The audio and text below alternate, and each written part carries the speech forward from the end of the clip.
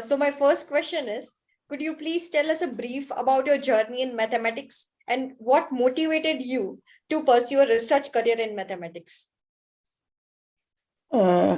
Actually, uh, uh, to tell you the truth, it was very different. In my case, I was the smallest, youngest among the 7 brothers and sisters of my family who had migrated from Pakistan.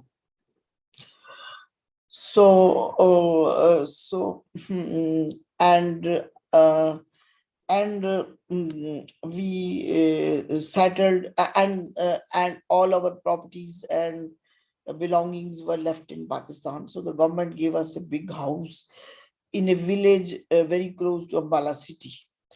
So and uh, mm, so my parents thought that she will do BA, and we'll get a good match and we will marry her off. And so with this purpose, they said, okay, you can study till BA. But then I topped in the university in BA part 1, part 2, and part 3. Punjab University at that time was very big. Kurukshetra University didn't exist. Himachal University was also a part of Punjab University. So that was undivided Punjab at that time. Haryana did not exist. So I then they said, okay, since you are getting such a great scholarship, you can go to Chandigarh for doing MA in mathematics. That time mathematics in Punjab University was called MA in mathematics. So I got admission there. And there I met very brilliant teachers. They had done from PhD from all had done PhD from abroad. Professor R.P. Bamba was the head. Our teachers were Professor Rajinder Rijit. There was only one lady teacher. She had also done PhD from abroad, Ohio State University, Columbus. And then we had very brilliant teachers. And then my own, later on, our teacher, Professor Inder S. Luther, who later on became my PhD guide. He was also PhD from Illinois, Urbana champion. And we had a team of brilliant students. It was a center for advanced study in mathematics. And looking at them, looking at their scholarly atmosphere, I had a desire to do PhD in mathematics. And my parents at that time had shed their fears, because I was the first girl to go and study and start out of our house, out of the house, and stay in a hostel in different city in Chandigarh. So by that time, things changed, their viewpoint changed, and I did PhD in mathematics. And then I got a job there only, a permanent faculty post in that very department. And that is how the journey began. And of course, the journey had its, when I got married, I had my husband was very busy. He was in a hospital working from morning till evening. So, and there was nobody from the family to help me looking after the child. So there was a break in my career. Also, then we had a teacher, Professor R.P. Bamba, whose photograph I showed you. Then he was the vice chancellor of the university at that time. So he was also on the governing body of the hospital where my husband worked. It was a government institute, postgraduate institute of medical education and research, Chandigarh. So then he looked at the annual report of the PGI, my husband's hospital, and he said, oh, your husband has written 5 papers in 1 year, and during the last 5 years, you have not written a single paper. And that comment, that sort of changed my path. And I determined that I will not lag behind my husband. And slowly and steadily, I overcame the gap. And then I was very lucky in students also. I got, I got, mm, I got supportive parents. I got very dedicated students. When I was head of department for 3 years, for several years I was also coordinator, Center for Advanced Study in Mathematics. There was a lot of administrative work to be done, uh, and the whole day I will be busy with the official work. So the research students will come to my house, sit. We will, both of us will sit on a carpet and sit together for hours together and work. And they had the patience to adjust with me. They had the patience to adjust with my timings, because department work was also necessary, and their PhD work, and they produced very good work. All of them were dedicated to and very adjusting according to my time. So, it was, I was lucky both in parents, teachers, and students, as well as, of course, my husband and children also, because they had to bear that loneliness when I was busy with the students. My children, I asked them, they will stay upstairs, and because my students get disturbed when they come downstairs. So it was cooperation of all of them, which helped me to go through this journey, hard journey. Ma'am, could you tell us a little bit about your research in, so that we could understand? Mm.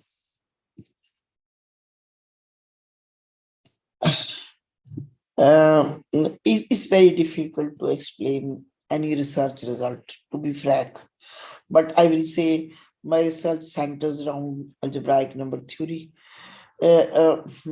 And of course, I use a lot of valuation theory also.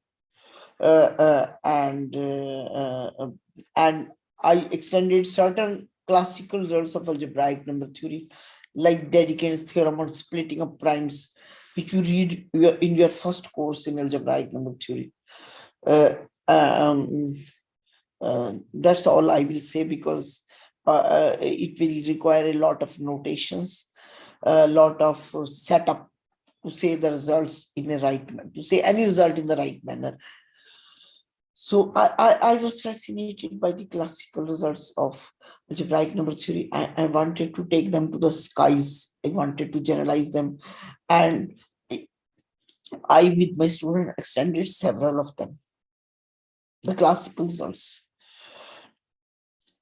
using valuation theory. They hold for many good rings. Now we have proved them for many good rings.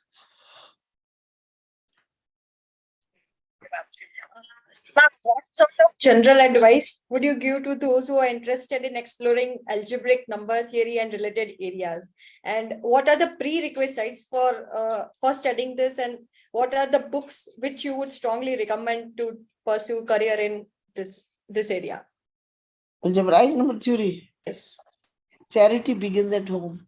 I will ask the students to read my book, because it is self-contained. It is written with a motive that you should not. If even if there's no teacher, you can learn algebraic number theory on your own. There's a set of exercises, and there are elaborate hints at the end for each difficult exercise. And there are small hints for easier exercises, and there are answers for all exercises.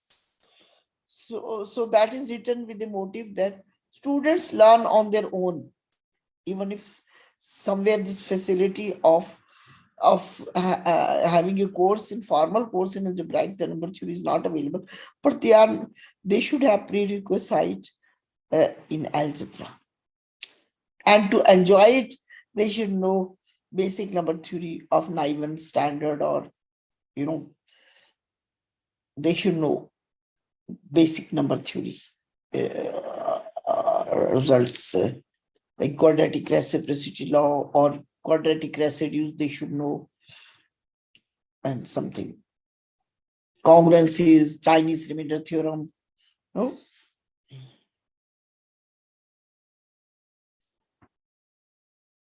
Ma'am, do you think there are some challenges in the mathematics education scenario in India faced by teachers as well as the students? And what, according to you, are the major challenges? And how do you address those challenges? And what is your suggestion? I think there are many challenges. Uh, uh, First of all, I will begin at the school level. Uh, I will say private schools. In private schools, unfortunately, the students' interest towards mathematics is always always stems at the primary stage. It always takes birth at the primary level. Okay, at the school level. I will say at the school level. You know, uh, you must have heard about Mariam Mirza Khani. Women were not in Iran were not allowed to participate in the international math olympiads, but it was their principal who gave them special coaching to and so they were able to participate in the international math olympiad. So teachers have a great role to play, especially mathematics teacher, because as Euclid has said, there's no royal road to geometry. I will say there's no royal road to mathematics. Teachers have a great role to play. Unfortunately, in most private schools, teachers are low paid. They're very low paid.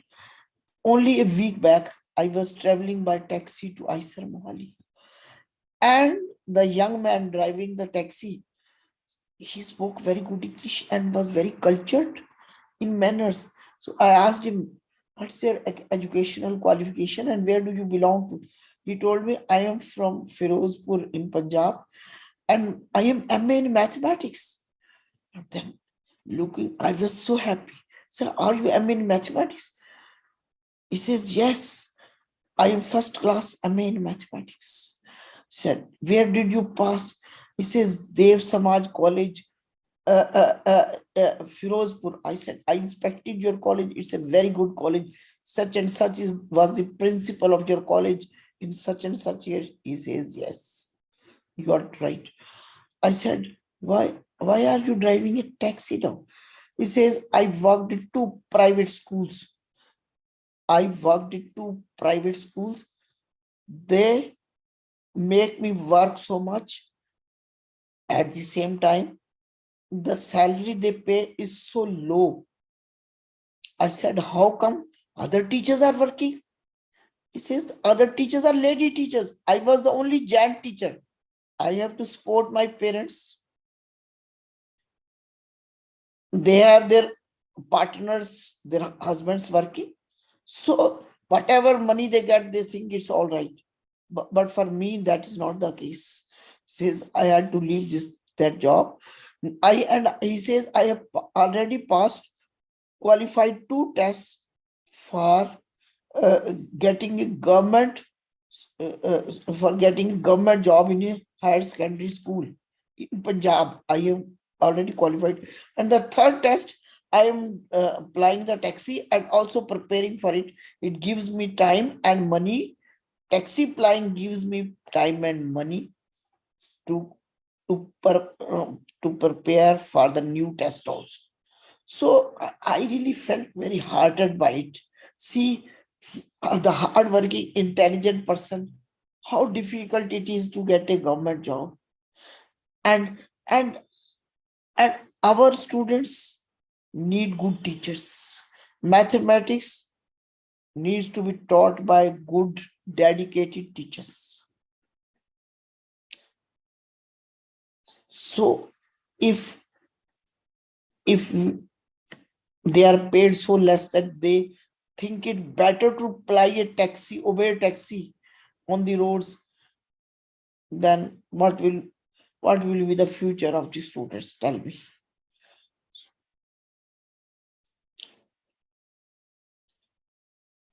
And at the college level, at the college level, I am sorry to say, hardly any hardly any college or school is teaching NCRT books. Students are getting themselves registered in some dummy schools. Students of 11th and 12th class, because I know several of our relatives' children, they are getting themselves registered in dummy schools. They are all the time studying tuitions, and in tuitions they are just like technicians. They are teaching them how to solve a problem. Why this is the method to solve the problem, they won't know. The tutors, the teaching shops will not tell them why this is the method to solve it. They will only tell them this is the method to solve them, and then they want them to go through some IIT JE exam and answer in yes or no, or tick the correct answer. Tick the out of 5, they have to tick the correct answer, so they can approximate which will be the correct answer. So that is the situation in high school, 11th and 12th. Then those who are brilliant and are enough to go over to good rank in JEE, they reach institutions like ICER or IITs. There, of course, uh, uh, one thing I will say also on behalf of teachers: the teachers nowadays have become more professional. They, in our time, we were told that teaching is not a profession. It is a service to mankind. It is a service to mankind. It is more a mission. That is why in earlier times, when we were young, there used to be a school called missionary school in Ambala city, and their nuns used to teach their students because they had a mission to teach. They had a mission to teach. So we were told when we were young that teaching was not a profession, it was a mission. Nowadays, teaching is more a profession than a mission. The interaction between students and teachers is declining. Unfortunately, it is declining. I will say it's on the declining stage. There is hardly interaction between students and teachers. And third, I will say, if students, the excessive use of modern gadgets. One student came to me. He asked me, "Madam, I want to write a MS thesis with you." I said, "Okay. Which subject are you studying?" He told me commutative algebra. I said, "Which book your teacher is following?" He did not remember the name of the book. I said, "Okay, you open your register. You open your register, and you must have noted there." He says, "Madam, I don't have a register. I write everything in iPad." I said, "Sorry, it is impossible for you to learn mathematics, to imbibe mathematics. You can pass an exam in mathematics, but you cannot learn mathematics. For mathematics, you have to do exercises with hands. You have to write down notes with hands. You may look up at your iPad, you may download a book and look at certain proof, certain exercise in the iPad, but you cannot learn mathematics by pressing your finger on an iPad or a laptop. You have to do exercises, you have to write down notes." I said, "Sorry, if you are not used to writing notes, I cannot guide you for a MSc thesis. Look for some other teacher. So this is the excessive use of gadgets, the prosperity students have got, the parents of course give them all these gadgets so that it helps them to improve their skills. But then it is the students who have to use these gadgets wisely so that they prove to be a boon for them. That's all I have to say. Ma'am, the next question is, so if a student wants to learn or self-learn a topic in mathematics, how he or she can do that? Like, what is the strategy they should follow to self-learn a topic in mathematics? They should have a passion for it, first of all. Strategy will automatically come. Strategy will automatically come. Some people first of all begin by listening to YouTube lecture. है ना? कईयों को YouTube lecture अच्छे लगते हैं. Some good YouTube lectures are there.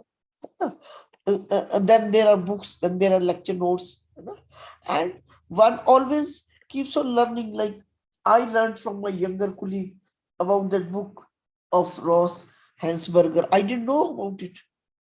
I didn't know about those 3 books, Gems of Mathematics, because and one always learns something from others. One always learns something from others. So there's no a fixed path to it. Everybody has a different capacity to learn, and of course there are lots of books, but book reading is a must, because when you are reading the book, you are flipping the pages back and forth, you learn many things. But I tell the students, please don't use a laptop to learn my subject. I will never, in my since when I was a teacher, when I taught, the last class I taught was, I think, 2012. I never let students open a laptop in the class or iPad in the class. They will all write down notes, whatever I wrote on the blackboard. They will all write down notes. And if I wrote something incomplete, I told them this is incomplete, you have to solve it and complete it. And approximately it will need so many lines. You can leave those lines. So that's all I will say. My last question is, what advice do you give to the students pursuing the career in mathematics and research? I will say that if they want to do research, if they have a passion for research, only then they should go for it. If they have a passion for money, they should go to IT. It's different. Like my own son, like I have 2 sons. One has a passion for money, he has gone to US. So, and he's perform and one he has a passion for both. So off and on, I keep on telling him that you should write a research paper. Money is not everything. Keep on writing new research paper. Keep on interacting with others. But they chose their own path. They are both medical professionals. They chose their own path. They're disjoint from me. But the only thing in common is that that research paper. I write research paper in and whenever I write a research paper, I show it to them. See, I've written a research paper, so that they also feel inspired to write something. And they have to follow their own passion. If somebody likes number theory, he or she should adopt number theory. If somebody likes data science, he or she should go for it. Somebody likes computer science, he or she should go for it. One has to follow one's passion.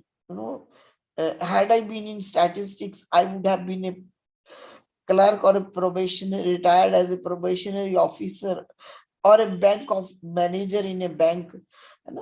So there is a difference. There's always a difference between following one's passion and following others. दूसरे लोगों की तरफ कि वो वहां जा रहा है, मुझे वहां जाना है, उससे कोई फायदा नहीं है ना.